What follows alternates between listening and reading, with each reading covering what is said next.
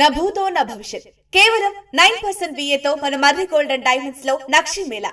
Marri gold and diamonds, KPHP metro station, Hyderabad. రాష్ట్రంలో వరుసగా petrol diesel కష్టాలు కొనసాగాయి. కొన్ని బంకుల్లో నో స్టాక్ బోర్డులు దర్శనమివ్వగా స్టాక్ ఉన్న బంకుల వద్ద వాహనాలు బారులు తీరాయి. డిమాండ్ దృష్ట్యా బంకు యజమానులు విక్రయాలపై పరిమితులు విధిస్తున్నారు. కొన్ని బంకుల్లో పోలీస్ బందోబస్తు మధ్య పెట్రోల్ డీజిల్ విక్రయిస్తున్నారు.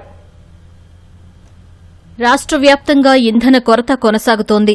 వరుసగా రెండో రోజు బంకుల వద్ద వాహనదారులు బారులు తీరారు.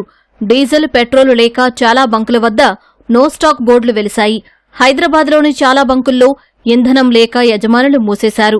చంపాపేట్, ఐఎస్ సదన్లో పెట్రోల్ బంకుల ముందు వాహనదారుల ఆందోళన చేపట్టారు. గంటల తరబడి క్యూలో ఉండాల్సి వస్తోందని నగరవాసులు ఆగ్రహం వ్యక్తం చేశారు. రంగారెడ్డి జిల్లాలోనూ పెట్రోలు పంపుల్లో 2 రోజులుగా పెట్రోల్ కోసం అవస్థలు పడుతున్నామని వాహనదారులు చెబుతున్నారు. బంకులకు వాహనాలు క్యూ కట్టడంతో రద్దీ పెరిగిపోయి పోలీస్ బందోబస్తు మధ్య పెట్రోల్, డీజిల్ విక్రయించారు.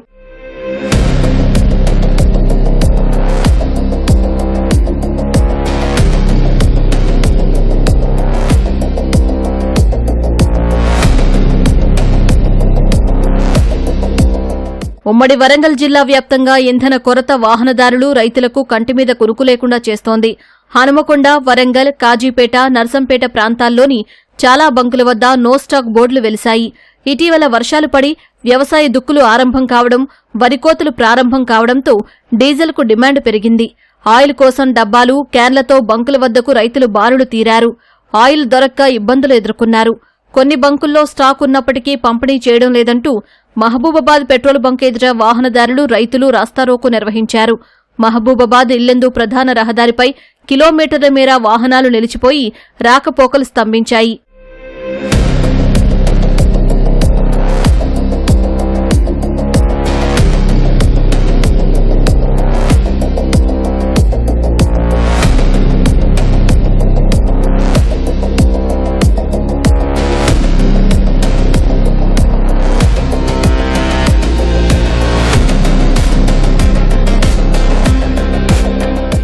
సిద్దిపేట జిల్లా హుస్నాబాద్లోని పలు పెట్రోల్ బంకుల ఎదుట వాహనదారులు బారులు తీరాయి.